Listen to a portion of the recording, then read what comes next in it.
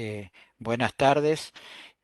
Primero mi agradecimiento a las autoridades de la ALAT y al doctor Carlos Pregliano por la invitación a esta charla. Siempre que tengo que hablar sobre radiología simple en el tórax infantil, comienzo diciendo lo mismo. O sea, la radiología simple en niños es muy diferente a la radiología del adulto. Diferente desde el punto de vista de su posicionamiento y obtención de imágenes, diferente desde la anatomía radiológica, diferente desde sus patologías y hasta genera diferencias también en la radioprotección. Eh, Esta primera imagen representa un problema que estamos teniendo en mi país, Argentina, desde hace 20 años aproximadamente, donde hay un déficit notorio de especialistas de imágenes en el informe de la radiología simple.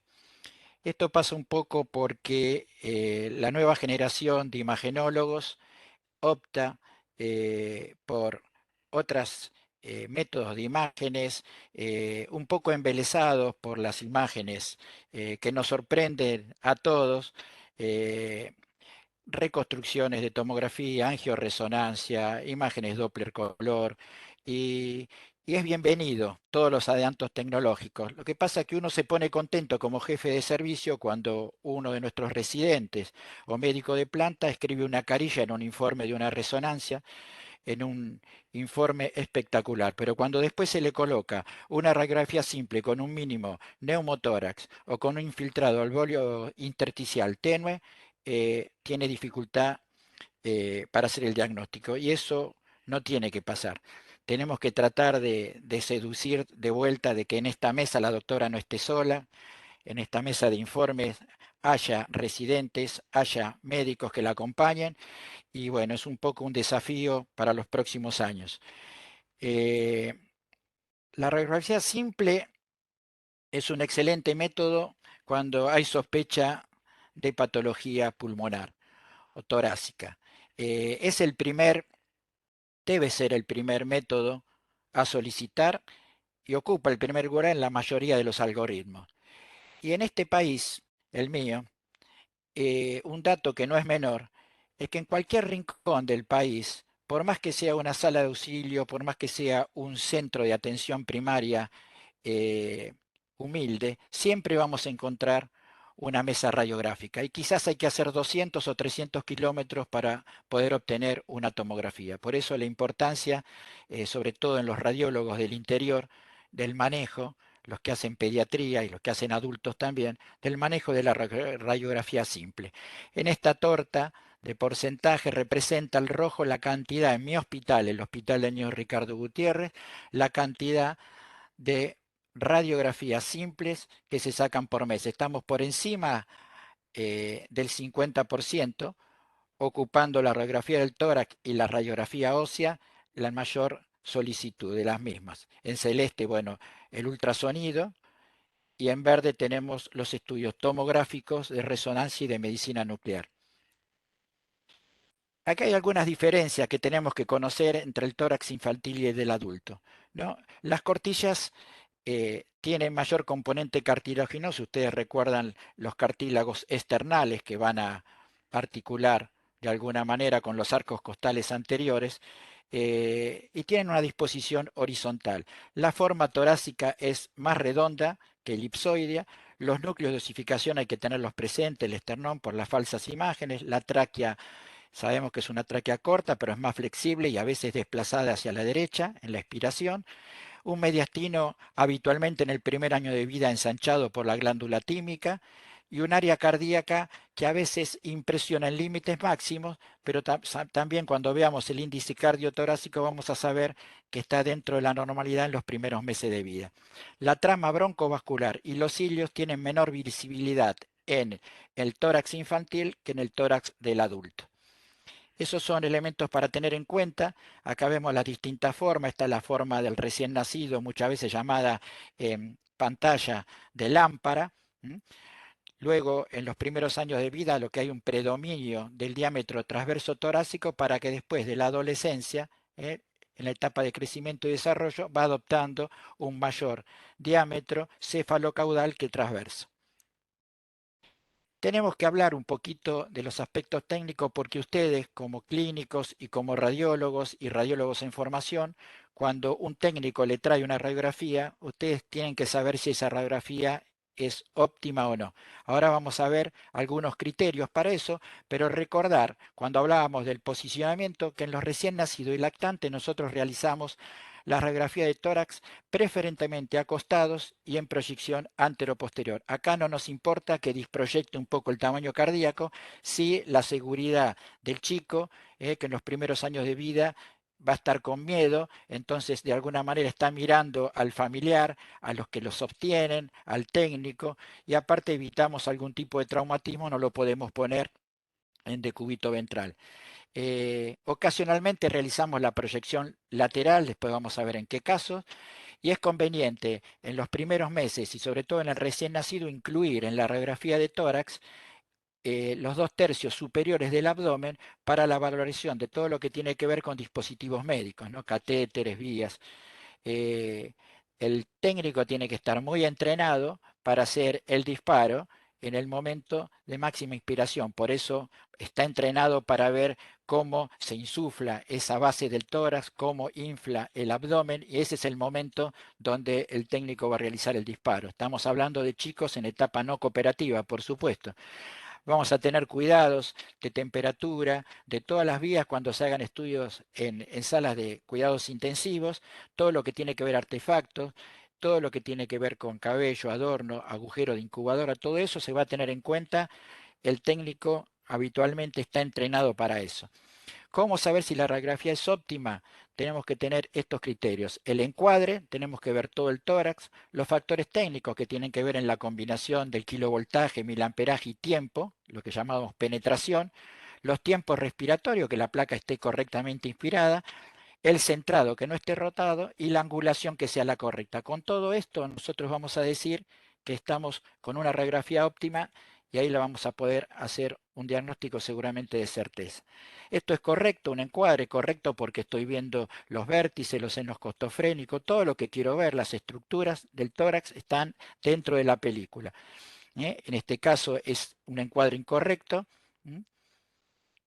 Amputamos de alguna manera los senos costofrénicos, los vértices, así que no es un encuadre correcto. En penetración tenemos lo que es la penetración normal, para que no esté ni subexpuesta como acá, ni sobreexpuesta. Tenemos que apreciar la columna a través de la silueta cardíaca. Y en estos casos estas placas no nos sirven porque muchas veces puede haber algún infiltrado y no visualizarse o sobrepasarse, arrastrarlo como nosotros decimos. Es importante eso tener bien la penetración.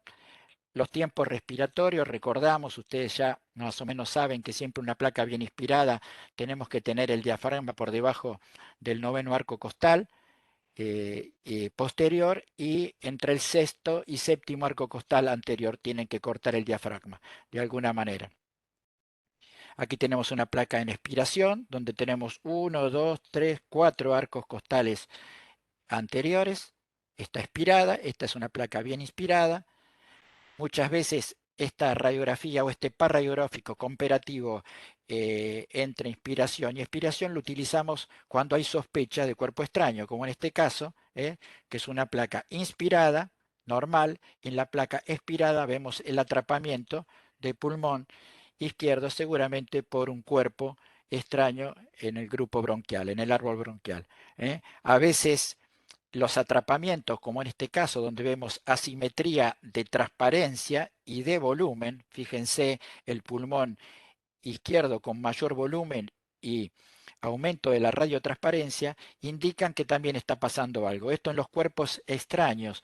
En realidad no sería cuerpo extraño, pero sí una obstrucción que se da por mucosidad, tapones mucosos, lo van llevando a generar gradualmente este aumento de volumen y este atrapamiento. Y no es tan abrupto como puede ser a veces un cuerpo extraño metálico o un maní, como vamos a ver más adelante.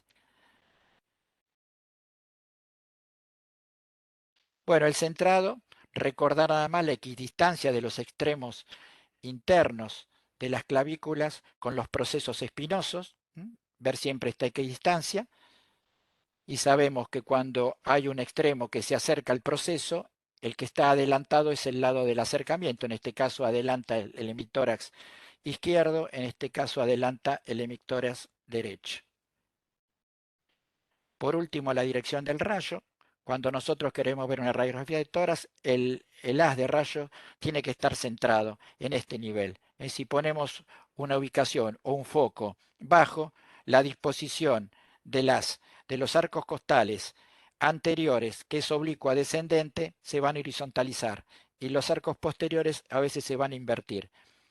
También estructuras aéreas del abdomen pueden proyectarse hacia el tórax y la disproyección también de las clavículas. Así que es importante toda esta combinación para decir que estamos con una radiografía óptima. Estos son algunos secretos que les compartimos a los técnicos y sobre todo me gustaría que si hay médicos radiólogos se lo puedan compartir a los técnicos radiólogos que no están habituados a hacer pediatría, pero es importante levantar las piernas para que apoye bien la espalda, llevar en la posición perfil el brazo hacia atrás, de esta manera sacamos las escápulas en pacientes lactantes que están en edad no cooperativa, y a veces también en el frente acostado hacemos una incidencia del rayo en podálica, de esta manera disproyectamos las clavículas y tenemos menor superposición de estructuras óseas en la visualización del tórax.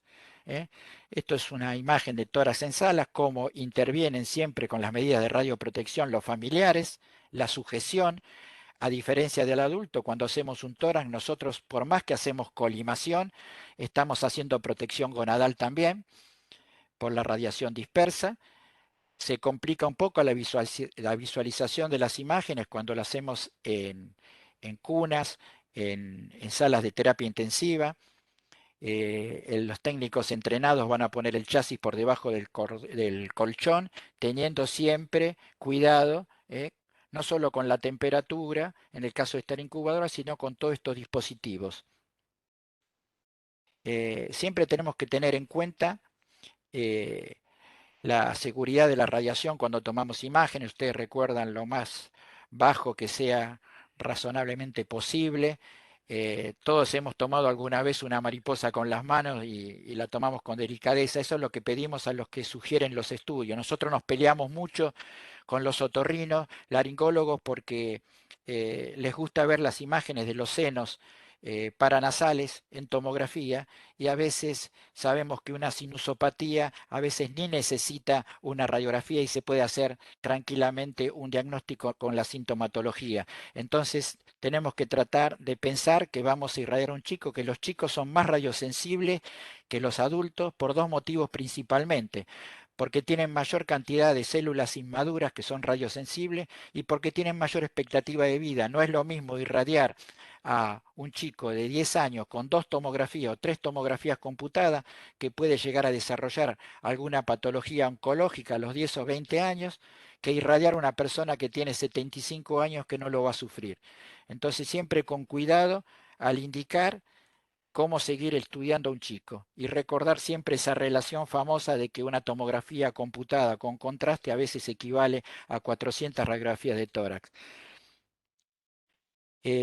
La pregunta que a veces nos hace: ¿le hacemos un frente, le hacemos frente y perfil? ¿Qué perfil le hacemos? Todos sabemos que hay un 15 a un 18% del parénquima pulmonar que no lo observamos porque queda oculto por debajo de la línea de los diafragmas, en la vertiente posterior, por detrás del mediastino y de la silueta cardíaca. Nosotros habitualmente, cuando hay sospecha de una patología, como en este caso, hay que hacer el parradiográfico porque puede pasar esto. En el frente no vemos nada y había un infiltrado retrocardíaco, que es lo que se pudo observar en el perfil. Ahora, si nosotros tenemos un estudio preanestésico para una tomografía, para una resonancia, para una cirugía, habitualmente no solicitamos el parradiográfico, no hacemos solamente el frente. Si nosotros vemos que hay una neumonía localizada en la periferia, que podemos hacer un diagnóstico, una telectasia o a veces una neumonía ubicada en un lugar donde nosotros sin el perfil la podemos ubicar, como ahora vamos a ver, no le solicitamos. Tratamos de llevar al mínimo la irradiación del paciente, que guarde radiación para otro momento de su vida. Recordar las densidades, las 5 densidades radiográficas: aire, grasa, agua, hueso y metal. Acá está representada la densidad hueso, ósea, los tejidos blandos, la densidad agua, que es la de la sangre, la densidad aérea, y la densidad metálica está representada por estas letras metálicas.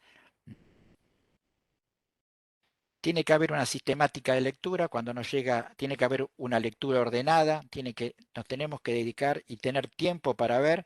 Lo importante no es el orden para analizar una radiografía, sino que se vea todo lo que nos puede mostrar la radiografía, no solo a nivel de tórax. Si podemos ver estructuras de cuello, estructuras de abdomen, a veces puede haber patología, tenemos que informarla. Vamos a recorrer el área cardíaca del mediastino, los campos pulmonares, la pleura, el árbol traqueobronquial y las estructuras vasculares, vértices, seno, costo y cardiofrénico, estructuras óseas, tejidos blandos, describir dispositivos médicos si los hay, ver todo lo que nos permita ver la radiografía. ¿Mm? En una lectura rápida. El objetivo de esta clase es más mostrar imágenes de interés patológico, pero bueno, cuando hay una lectura, vamos a analizar todas las curvaturas de las cavidades, ¿no? Aorta, arteria pulmonar, ventrículo izquierdo, aurícula derecha, a veces podemos ver la cava superior, a veces hasta vemos la subclavia.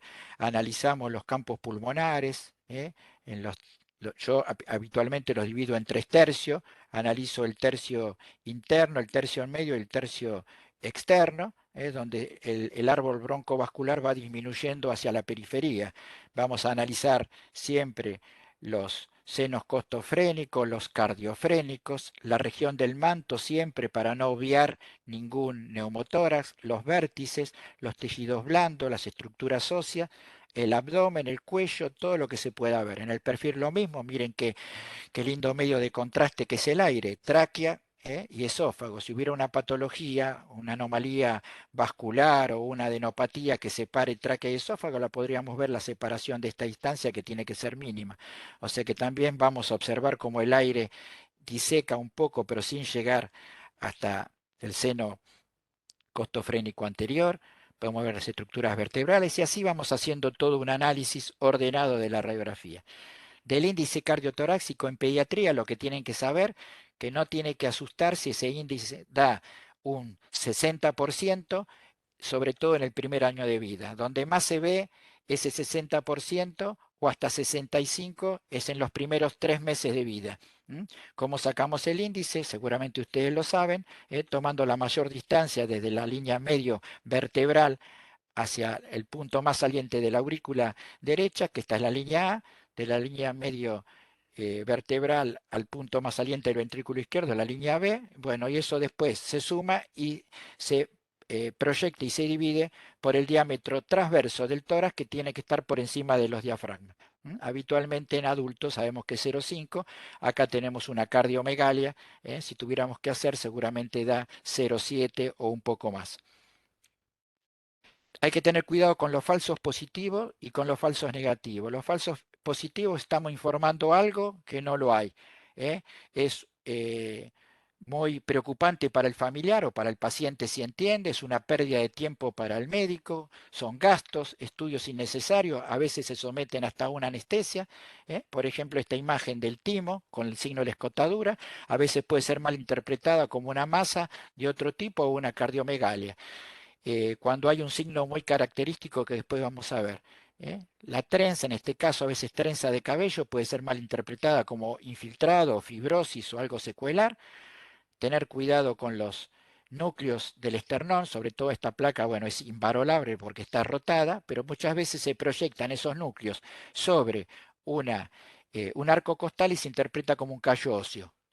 Eh, en los prematuros muchas veces vemos el pliegue cutáneo, que puede simular un neumotórax. Lo que tenemos que hacer es seguir la línea del pliegue cutáneo del tórax, y vemos que la línea continúa en abdomen y ya nos quedamos tranquilos y sabemos que eso es piel, que no es un neumotórax.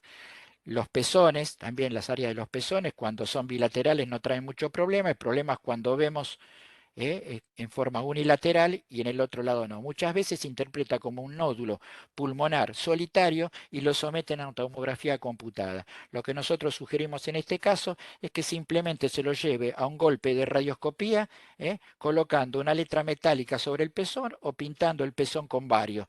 Le hacemos respirar al paciente, va a movilizar todo lo que es pulmón y la imagen cutánea de pezón va a quedar estática y simplemente no vamos a someter a radiación al paciente. ¿Mm? Los falsos negativos sí son más preocupantes, son muy frustrantes para nosotros los imagenólogos porque hay algo que no lo vemos. Y a veces se da mucho esto en mamografía, que a veces un radiólogo no ve un nódulo y cuando al año viene el nuevo control, la imagen ya es muy extensa, avanzó mucho ese carcinoma y realmente el radiólogo se siente muy mal por no haberlo diagnosticado. Los falsos negativos en radiología se dan por tres motivos: por errores en la percepción, como en este caso, que el radiólogo informó con hormonal una placa y había un infiltrado mínimo, pero que después estaba también a nivel retrocardíaco. Este infiltrado alveolo intersticial no fue diagnosticado. Hay errores que son de tipo técnico, como en este caso, acá vemos una neumonía pero por una mala placa, que en este caso hay que repetir la placa y se repitió, por supuesto, pero si no, esta neumonía, esta opacidad, es arrastrada por el aumento de kilovoltaje y no lo vemos. Es el error técnico. Y el tercer error es el error por desconocimiento, que a veces se dan en radiólogos en formación, como en este caso, bueno, que nosotros habitualmente ponemos a los radiólogos en formación a informar y después hacemos una segunda revisión en conjunto con ellos. Y muchas veces esta imagen en sueco, por hipertrofia del ventrículo derecho, que eleva la punta cardíaca, que es bastante conocida y bastante característica de la tetralogía de Fallot, a veces no es informada, pero por desconocimiento. Esto es diagnóstico por imágenes. Entonces, muchas veces una imagen puede simular distintas patologías. Acá vemos el médico más entrenado en imágenes con médicos en formación. Le está mostrando una imagen. Bueno, ahora a modo de juego, él le está preguntando, lo saca un poquito de la medicina y les dice que digan qué es la imagen que les estoy mostrando. Bueno, una radióloga dice, esto es un felino con orejas erguidas, con cuatro patas, con bigotes, aspecto triangular de la cara. A mí me impresiona que esto es un gato. La segunda y el tercer radiólogo dicen, esto es un gato directamente, no tienen duda. La cuarta dice, esto parece un gato, sin embargo, por el aspecto del pelaje no descarto que sea un cachorro de tigre.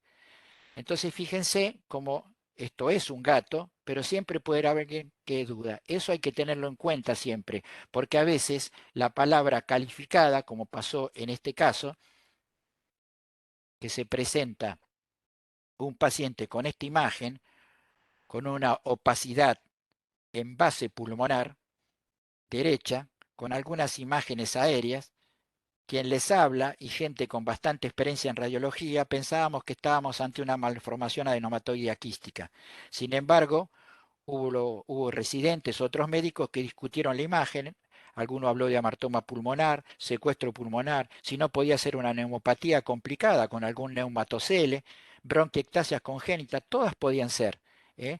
Se hicieron una serie de estudios que no los traje y no van al caso, pero sí el estudio final para demostrar que esto era un secuestro, que había la angiografía, como demuestra acá, los vasos sistémicos de la aorta torácica que estaban nutriendo esa imagen de un secuestro intralobar. Así que lo importante es siempre tener en cuenta todas las opciones y no ponerle en sello, porque uno tiene que conocer lo que es normal, la radiografía normal, para decir lo que es patológico. Pero cuando uno ve una imagen patológica, a veces esa imagen patológica se abre un abanico de posibilidades diagnósticas. Y antes de indicar un estudio, hay que tratar de discutirlo en ateneos internos e interdisciplinarios, pues esa es la mejor manera de disminuir la radiación y de estudios innecesarios. Este es otro tema, estas placas las ponemos en examen para los residentes avanzados y le hacemos esta pregunta. Acá tenemos dos chicos que ingresan con tos y mucorrea. Uno de los dos tiene fiebre. Entonces le preguntamos cuál de los dos está más comprometido y cuál de los dos piensan que tiene fiebre. Generalmente el 90% dice que esto puede ser una neumonitis viral porque hay infiltrado de tipo intersticial, no se ven consolidaciones, no se ve derrame, no hay ensanchamiento mediastimal. En cambio acá, si bien no es una placa óptima, está un poco movida, hay opacidades, hay un ensanchamiento que puede ser cardiotímico, pero no descarto, dicen ellos, que pueda haber algún infiltrado y que el paciente que tiene fiebre con alguna neumonía, que hasta puede ser multifocal, es este.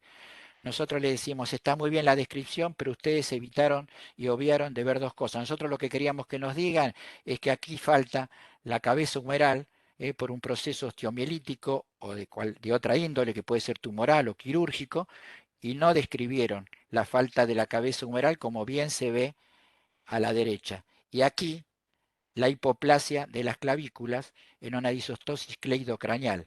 No llegan las clavículas llegan acá y la clavícula tiene que llegar hasta el esternón.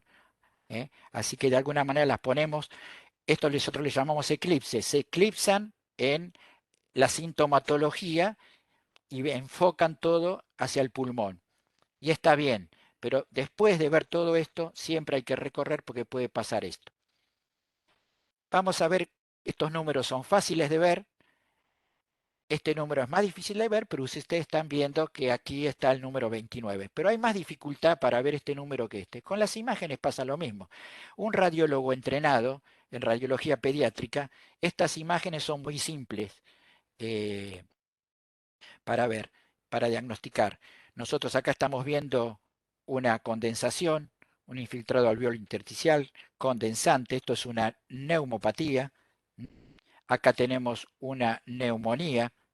Y aprovechamos acá porque hay signos de ayuda radiológica, como es el signo de, el broncograma aéreo y el signo de la silueta, son signos descritos por el radiólogo americano Felson, donde él describió, lo hizo con pajita, yo lo hice con sorbetes, llené un vaso con agua, le puse sorbetes y le tapé el extremo inferior para que no ingrese el agua y le saqué una radiografía. El agua se ve bien densa, como se ve la sangre en el corazón, y los sorbetes, como tienen aire, se ven como si fueran bronco dentro de una condensación.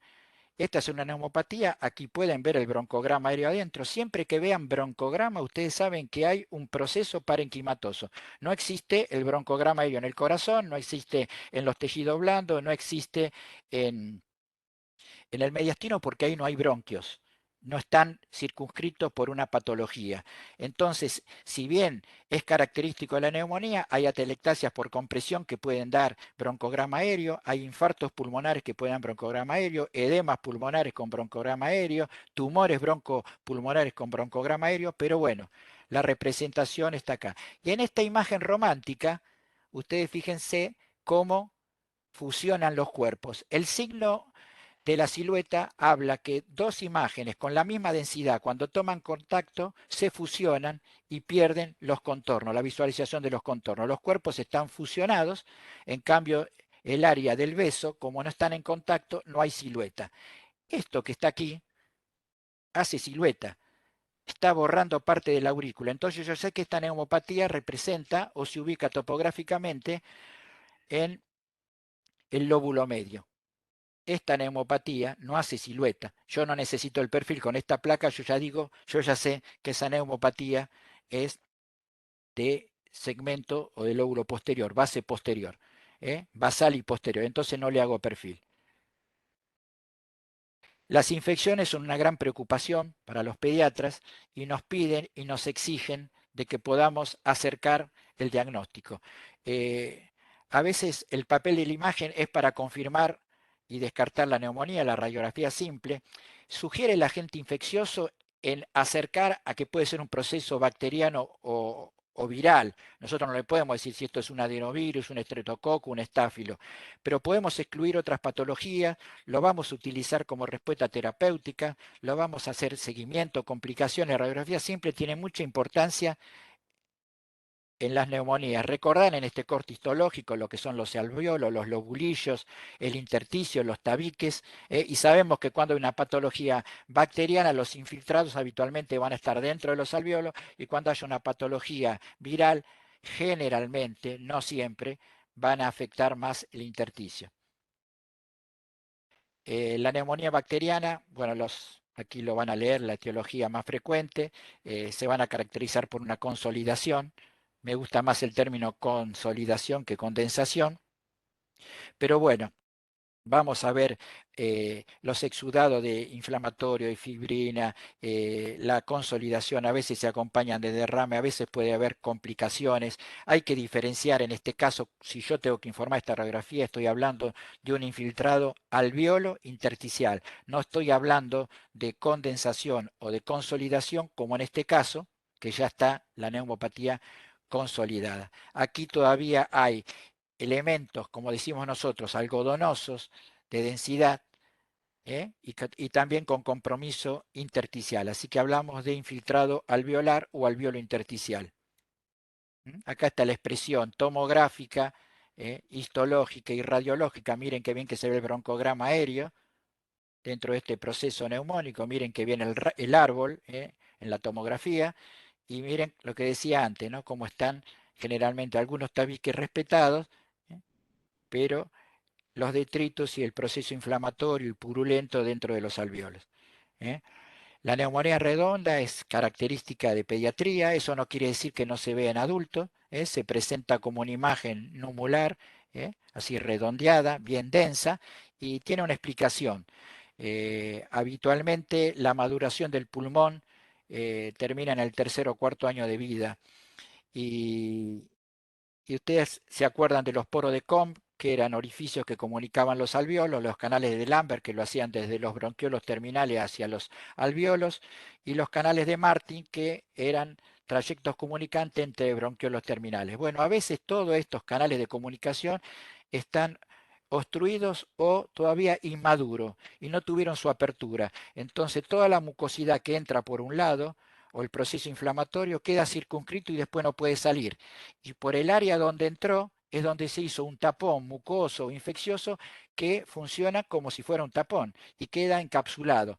Esto después, con la antibiótico terapia, aparentemente empieza la resolución y con la maduración se van abriendo estos canales. Por eso muchas veces la clínica del paciente mejora en 3 semanas, en 2, 3 semanas, 4 semanas, y las imágenes permanecen a veces 1 o 2 meses, sobre todo en el tipo de neumonía redonda.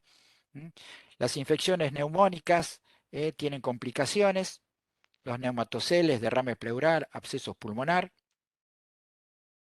Acá tenemos una neumonía con derrame.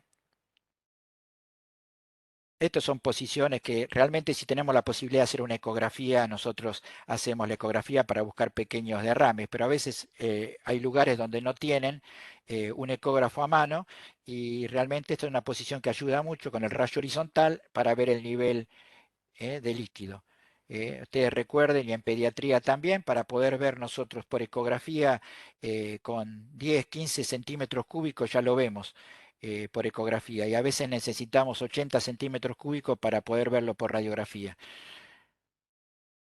Bueno, este es un corte ecográfico donde demuestra la apertura de la pleura y todo el particulado, ¿no?, de este derrame, que parece más que fuera exudado que trasudado. Los nematoceles, que son cavidades que se dan generalmente, entran dentro de las clasificaciones de todas las imágenes de atrapamiento aéreo focalizadas en la descripción del tórax. Ustedes siempre, cuando hablen de hiperclaridades, están las difusas, como el enfisema, los enfisemas lobares congénitos, y todo lo que es focalizado, como son las bullas, los quistes, neumatoceles, cavernas, abscesos. Bueno, estos neumatoceles, generalmente la característica se ven más en neumopatía por estáfilo. Esta es otra complicación, es un absceso con nivel hidroaéreo. Aquí a veces tenemos derrame, que generalmente son encapsulados porque este derrame habitualmente tendría que tomar otra disposición. Esto resultó ser un empiema, y en este tipo de diagnósticos o de patología, vuelvo a repetir y sin ningún tipo de soberbia, un radiólogo entrenado no tiene dificultad para hacer los diagnósticos. Lo mismo pasa con las infecciones pulmonares de tipo viral, el sincicial respiratorio, el adenovirus, que nos encontramos con chicos con bronquiolitis, donde hay una insuflación pulmonar muy característica. Miren el aplanamiento de los diafragmas. ¿eh? Miren hacia dónde llega el aire, disecando, llega hasta el seno costofrénico anterior, que habitualmente no llega. Hay hiperinsuflación, horizontalización de las costillas. ¿m? Y después tenemos un poco de reacción intersticial, sin imágenes de derrame, sin imágenes de condensación. Uno se orienta que este chico está teniendo un proceso viral, infeccioso viral. Neumonitis viral.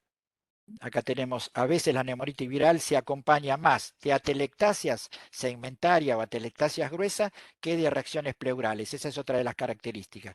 Miren las herniaciones que hace la hiperinsuflación, cómo se va herniando un poquito el pulmón por los espacios intercostales.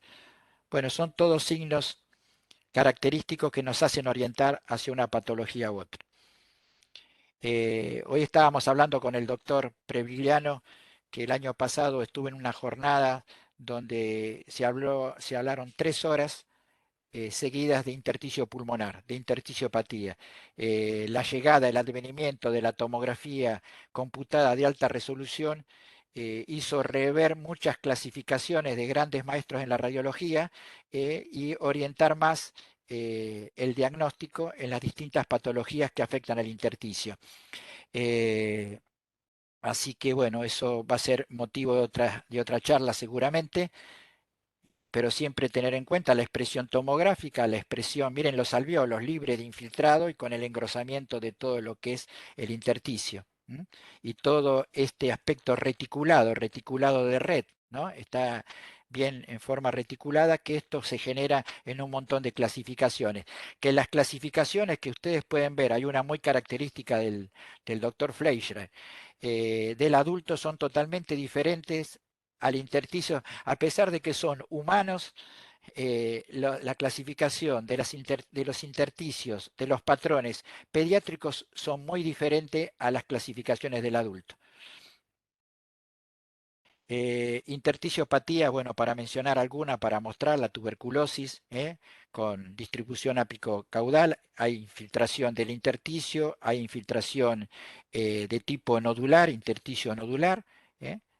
A veces no hay tanta expresión en los campos pulmonares y sí un ensanchamiento mediastinal con lobulaciones, lo que hace pensar que acá hay un compromiso ganglionar mediastinal. Bueno, mencionar estas placas que a veces asustan en el hospital de niños, que hay un excelente servicio de, de tórax, la unidad 3, y hay mucha experiencia de fibrosis quística pulmonar.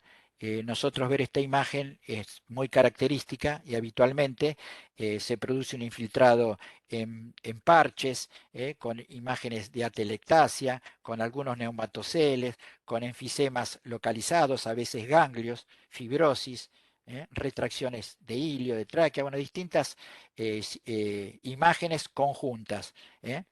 Aquí también en histiocitosis, que son imágenes un poco en panal de abeja. A diferencia del adulto, nosotros no vemos tanto compromiso pulmonar infantil de la histiocitosis. En la enfermedad del Langerhans, la infiltración se ve más a nivel óseo y muy característico en los huesos planos, sobre todo en el cráneo, en la calota.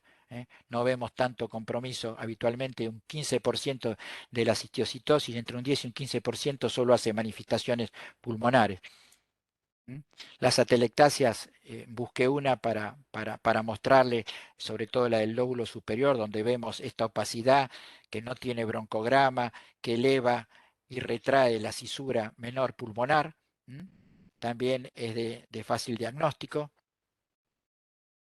El asmático es muy parecido a la imagen al bronquiolítico que habíamos visto. La disección del aire retroesternal, el aplanamiento de diafragma, Y un signo que se los quiero comentar porque es importante. Habitualmente el ángulo normal de una radiografía de tórax, ¿ven? Casi 45, 60 grados, bien agudo. Cuando hay aplanamiento, cuando hay hiperinsuflación, se acerca a un ángulo de 90 grados. Cuando vean un ángulo cercano a 90 grados del seno costofrénico, piensen que ese paciente está hiperinsuflando o está atrapando. Bueno, mencionamos como imágenes de atrapamiento focalizado una bulla. Es muy similar al quiste. El quiste, antiguamente cuando veíamos un quiste en un lactante decíamos quiste congénito. Después se vieron que muchos de estos quistes congénitos son variantes de malformación adenomatoidea quística. La bulla lo que tiene, puede haber bullas subpleurales, la bulla tiene una pared de 1 milímetro y se la diferencia un poco del quiste porque el quiste suele tener 2, 3 hasta 4 milímetros de grosor la pared. El quiste broncogénico ya generalmente nos inclinamos cuando vemos la localización que está cercana al área del hilio pulmonar, cercano al bronquio fuente, y bueno, si tiene comunicación con el bronquio, tiene una fistulización, vamos a tener nivel hidroaéreo. Si no, se van a mostrar como imágenes densas de colección líquida nada más. Aquí tenemos la representación en esta tomografía con contraste, la ubicación del quiste. ¿Mm? La hernia diafragmática, nosotros nos ponemos mal cuando hacemos el diagnóstico radiológico, porque esto es un diagnóstico que tiene que hacerlo el pediatra, ¿eh? Porque si viene el chico con una incapacidad ventilatoria, con tos o con eh, taquipnea o con el síntoma o signo que sea, al auscultarlo tiene que sentir el gorgoteo del intestino. Acá tenemos esta hernia que fue una hernia que son las más frecuentes, las del receso posterior de Bos-Dalek. ¿eh? Y cuando se hacen estudios contrastados, fíjese qué interesante que está muy buena la fijación del estómago y todo lo que es intestino delgado ¿eh? Forma parte del contraste de esta hernia. El timo es un amigo dentro de la radiología pediátrica, tiene distintas formas de presentación, es muy simple realmente de ver las siluetas cardiotímicas y cuando hay duda lo que hacemos es lo llevamos a la mesa de ultrasonido para no generarle más suma de radiación, ya sea por radioscopía. Hay muchos timos que han ido a tomografía computada y realmente eso no tiene que pasar. Fíjense que en el primer año de vida el timo, que es la máxima expresión de volumen, esto es timo y esto es corazón. Prácticamente tienen el mismo tamaño y cabalga arriba del corazón.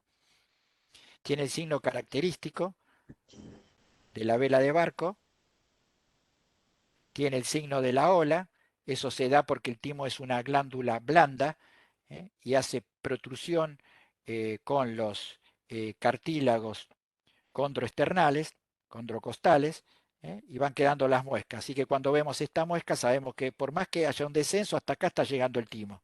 Aquí se ve bien el signo de la ola. Si tenemos que hacer una radiografía perfil, sabemos que la glándula se ubica en mediastino anterior y superior y también es de fácil localización y de diagnóstico. El signo de la hendidura, que esto no lo tiene la cardiomegalia, cuando hay una cardiomegalia, cuando hay un tumor mediastinal, no vamos a ver este signo, que es la unión de la aurícula derecha con la lengüeta del timo, que hace una hendidura. Pero bueno, a veces hay timos que son de difícil valoración porque adoptan una forma más redondeada, pero bueno, con un ecocardio, con ultrasonido resolvemos el problema. ¿eh? Hay situaciones de más difícil diagnóstico y de preocupación, sobre todo en los neonatólogos, que son esas radiografías de los primeros días de vida que preocupan porque el chico nació con taquipnea, tiene una frecuencia respiratoria mayor a 60, y bueno, se empiezan a preocupar, piden una radiografía y se encuentran con un poco de atrapamiento, pero con este deflecado, con este infiltrado de tipo intersticial que a uno le hace pensar en una neumonitis, por ejemplo, viral. Pero bueno, no tenemos que pensar en eso en un recién nacido. Tenemos que pensar más en que puede ser un pulmón húmedo, que el chico con el líquido amniótico todavía en las primeras 3, 4 respiraciones que tiene que evacuar y sobre todo en chicos que nacieron por cesárea, donde el bebé no pasa por el canal del parto, donde se produce un escurrimiento del líquido, entonces tienen líquido en los alvéolos y ese líquido en los alvéolos le genera sintomatología y genera este tipo de imágenes que sabemos que a las 48 horas, 72 horas ya no van a estar. Entonces hay que darle tranquilidad al pediatra, decirle, mira, creemos que esto es una expresión de la taquimia del recién nacido, lo que se llama pulmón húmedo, vamos a dejarlo, hagan el tratamiento que tengan que hacerle y le hacemos una nueva radiografía a las 24 o 48 horas y vamos a ver que desaparece. Si no desaparece, nos vamos a inclinar, sí, a alguna neumonía del lactante que a veces se ven. Este aspecto, aspiración de mecoño, ustedes saben bien que el mecoño es una eliminación que hace el recién nacido, a veces la hace en el líquido amniótico y sobre todo cuando hay sufrimiento fetal, también cuando son ya chicos que están prácticamente arriba de las 41 o 42 semanas, y se produce por inhalación, por aspiración nasal, la entrada del mecoño. El mecoño, bueno, produce una irritación y da este aspecto feo, ¿eh? En panal, que asusta, pero también con el tratamiento adecuado vamos a llegar a buen puerto. Esto sí es más preocupante a veces y es una de las causas de mortalidad infantil, que es ahora ya prácticamente no se denomina más la enfermedad de la membrana hialina, se lo llama como distrés respiratorio del recién nacido, en este caso del prematuro, porque era un prematuro. Ya no les voy a hablar a ustedes, que hay muchos especialistas de lo que es el surfactante, de lo que produce la lipoproteína y del colapso que se va a producir en los alvéolos. ¿eh? Que van a ser inmaduros por el déficit del surfactante. Entonces, bueno, vamos a tener distintos estadios, y vamos a encontrar un pulmón blanco en vidrio esmerilado con broncograma aéreo, y de alguna manera vamos a poder hacer también un diagnóstico. Pero a veces son imágenes que asustan, que hay que actuar rápido. El diagnóstico precoz para el tratamiento efectivo. Este sí es un tipo de neumonía del recién nacido, que es muy parecida a la de la taquimnea, que quizás en este caso uno dice, un paciente nace y tiene neumonía, ¿y de dónde se contagió? Bueno, a veces por la placenta, a veces también puede ser por el canal del parto, a veces cuando se lo recibe y hace un proceso en las primeras 24 horas, ¿eh? Pero habitualmente son las más frecuentes por estrepto. Se puede acompañar de derrame pleural, y de infiltrado de tipo intersticial. No se presentan así con consolidación. La bronquiolitis ya habíamos visto. Miren acá para ver la muesca del timo, de la silueta cardiotímica, el signo de la ola. Y aquí tenemos la protusión pulmonar, el aplanamiento, la llegada de aire retroesternal, la neumonitis con el patrón bien característico. ¿eh? Habitualmente el patrón broncovascular no tiene que llegar al tercio externo. Cuando nosotros vemos estos vasos y bronquios en el tercio externo es que hay una intersticiopatía, hay un compromiso intersticial. Neumotórax, una imagen bien conocida. Vamos a pasar algunas imágenes para que puedan ver la mayor cantidad de imágenes posible. Esta es una mala placa, pero es la única que tengo propia del hospital, que es una displasia broncopulmonar, donde, bueno, son chicos que tienen una dificultad, se los someten a oxigenoterapia y se producen ruptura del parénquima pulmonar y se producen estos sacos de atrapamiento aéreo. Los cuerpos extraños, más frecuente arriba de los 2 años, el maní sigue ocupando un 40%, el pochoclo, de los casos, el más frecuente por la disposición anatómica del bronquio fuente derecho. Y bueno, se pueden presentar con neumonía, telectasia, tos. Mire la cantidad, la colección de algunas de las piezas en el hospital de niños que tuvimos. Y las pilas, por supuesto, ¿no? Acá tenemos la densidad. Cuando hay una densidad metálica es fácil la ubicación, la identificación. A veces, como en este caso, que fue una piedra, una piedrita de arena, ¿eh? Produce un atrapamiento pulmonar derecho. Pero a veces los atrapamientos, en este caso no vemos ni densidad metálica, nada con densidad metálica. Sospechamos que puede haber, por ejemplo, algo vegetal, un maní, pero esto fue un tapón mucoso. A veces el tapón mucoso puede dar, y no en forma tan abrupta, la hiperinsuflación. Miren cómo está esto hace tiempo. ¿Por qué digo hace tiempo? Porque ya está haciendo una herniación mediastínica del pulmón. Eso no se da en forma abrupta, eso generalmente se vino atrapando. Esto es muy importante y sobre todo maltrato que da para una clase, ¿no? Siempre tengan presente cuando reciban, hagan una radiografía de tórax y reciban fracturas costales. Lo primero que tienen que hacer es ver la densidad ósea. Si yo tengo una densidad disminuida, puedo pensar en osteogénesis imperfecta, puedo pensar que las fracturas fueron en un raquitismo, en una hipofosfatasia, pero cuando la densidad es normal, como en este caso, y vemos fracturas en distintos tiempos, de evolución, esto es 99,9,9,9 maltrato. Yo a veces me peleo porque yo les pongo el sello del maltrato y se arma un lío con la familia. Por supuesto lo hablo con el médico tratante y le digo esto es maltrato y no puede ser otra cosa. ¿Por qué? Porque este chico, aparte por el relato, uno siempre tiene que tener la clínica del paciente antes de la radiografía, pero el relato a veces la madre sí le pegó el hermanito, se cayó de la cuna. Y ustedes fíjense en cómo hay acá una fractura costal que esta es reciente. Esta fractura tiene menos de 5 días. Porque no formó ni callo cartilaginoso. Esta fractura tiene callo cartilaginoso. ¿Qué quiere decir callo cartilaginoso?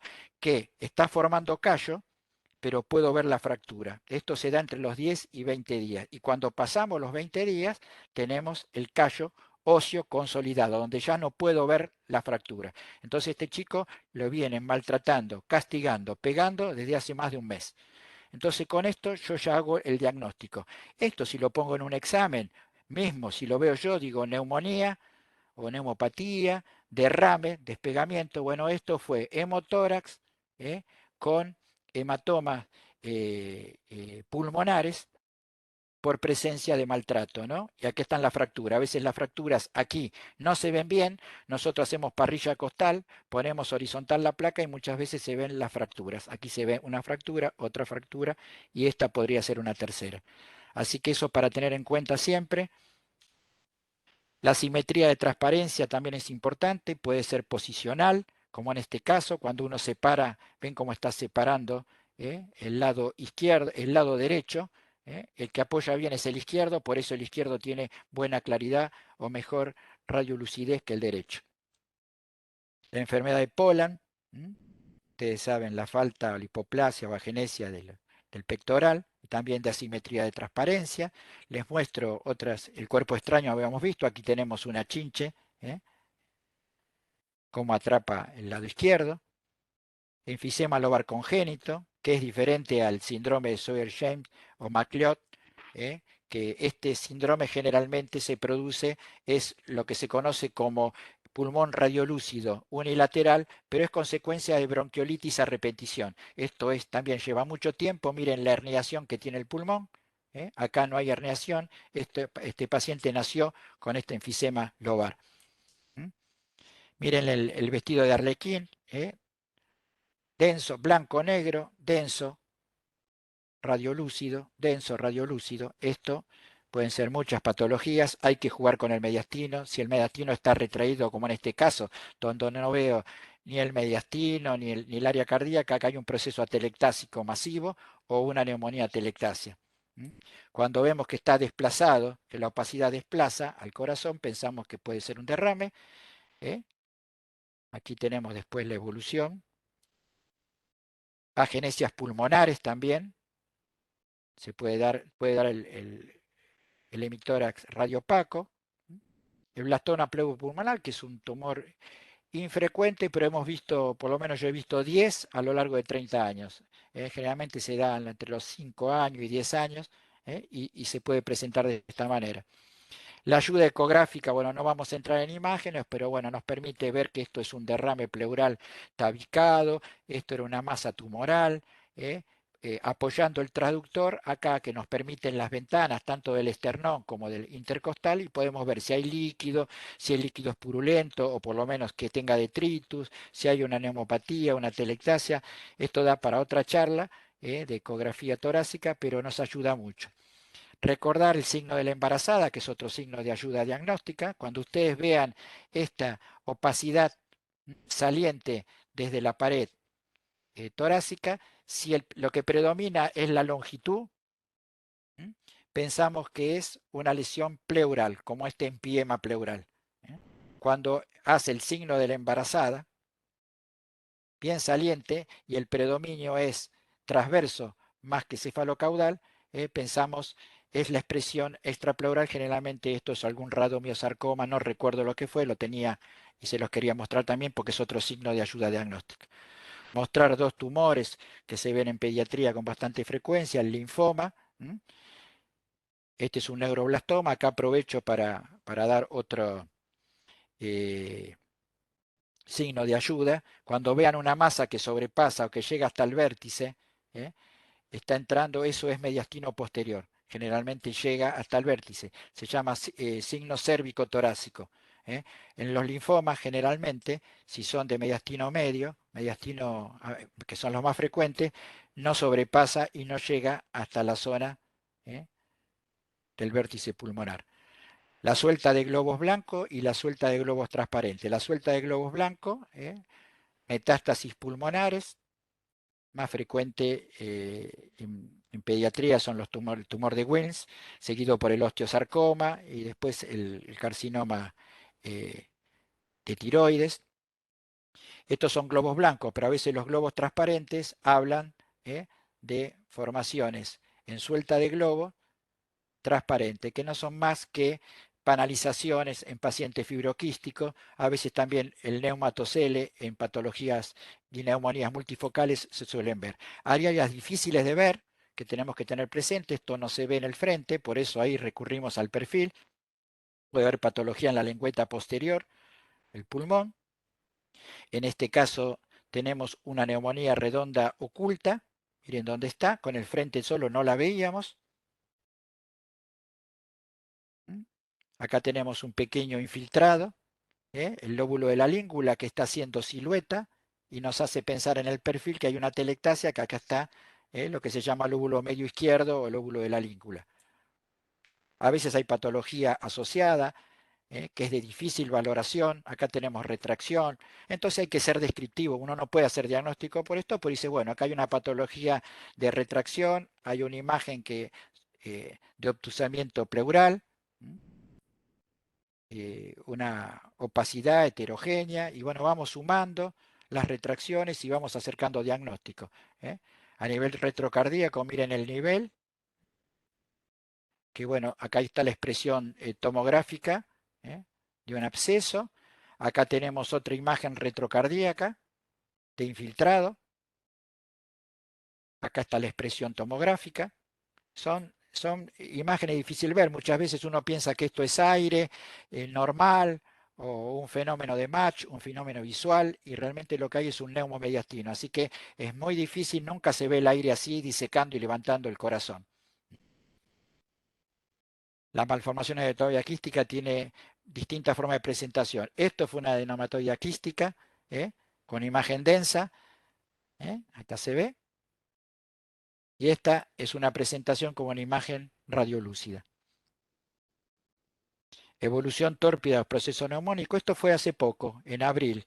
Tuvimos una neumopatía, había muchas radiografías, la neumopatía por neumococo hizo una complicación, una cavitación, se fistulizó, generó un neumotórax en el día 12, después se llenó la cavidad pleural de líquido, miren el nivel que quedó, el neumotórax, el aire, el pulmón retraído, el nivel. ¿eh? Esto fue reciente. Esto para ver la evolución también, cómo jugamos con los tiempos, con las distintas radiografías para llegar a un diagnóstico. Bueno, hay algunas que son con más dificultad todavía cuando nos encontramos. Tenemos que saber manejar la presión de los pediatras. Muchas veces con esta radiografía me vienen y me dicen, Cosani, decime si hay una neumonía o no. Yo no puedo hablar esta placa, está el paciente rotado, hay asimetría de transparencia, mira dónde está el corazón.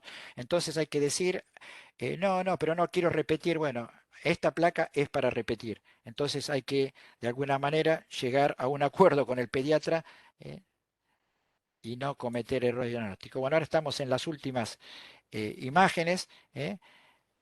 El tubo endotraqueal, la canalización umbilical, arteria, vena, los dispositivos, los sensores, todas esas cosas nosotros las debemos informar ¿eh? Sobre todo para ver si están bien localizadas. Las cirugías previas, a veces hay que tener cuidado porque ya disproyectan, el corazón parece grande y quizás no lo es, ¿eh? Hay malformaciones costales asociadas. Informar un tórax o campos pulmonares cuando hay una escoliosis se dificulta también, así que uno tiene que ser muy cauto y ser descriptivo en estos casos. ¿Mm? Malformaciones torácicas, miren en este caso la enfermedad de Sprengel, ¿eh? La escápula lata, la escápula alada que se le llama. Es muy difícil, acá hay una silueta cardiotímica, son las imágenes que para nosotros son difíciles de ver y que se las quería comentar. A veces vemos un tórax frente y vemos que está desnuda el área cardíaca, acá me falta la aurícula derecha, ¿qué pasó? Acá hay un pectum excavatum, empujó aquí, ¿eh? Y el corazón se desplazó hacia la derecha. Son muchas, muchas imágenes, son muchas patologías, es imposible, yo traté de mostrarle la mayoría, y esto es lo que siempre le digo, nosotros hay técnicos en mi servicio, licenciados y médicos, tenemos que trabajar en función conjunta, tratar de llegar a un diagnóstico, invitar al clínico, al pediatra, al especialista, para discutir las imágenes. Una vez que se discuten las imágenes, nosotros como imagenólogos le proponemos con qué estudios pueden continuar para llegar a un diagnóstico lo más posible de certeza. Los tips finales como ayuda para que no se escapen esas imágenes patológicas es generalmente contar con incidencia frente y perfil de tórax cuando hay una imagen, ya digo, dificultosa, de infiltrado, próxima al área cardíaca mediastínica, para hacer un buen diagnóstico frente y perfil. Exigir que la radiografía sea óptica técnicamente, dedicarle el tiempo necesario. Nosotros hacemos doble informe, generalmente informan los residentes y después hacemos un control con ellos. Contar con luz intensa para su evaluación en el caso de que estemos con un legatoscopio. Hoy muchas veces el informe lo hacemos los que tenemos digital directo con los monitores médicos. Eh, Tener un orden de lectura para no dejar sector sin explorar. Agudizar bien la visión sobre el área cardíaca y mediastínica para que no haya nada oculto.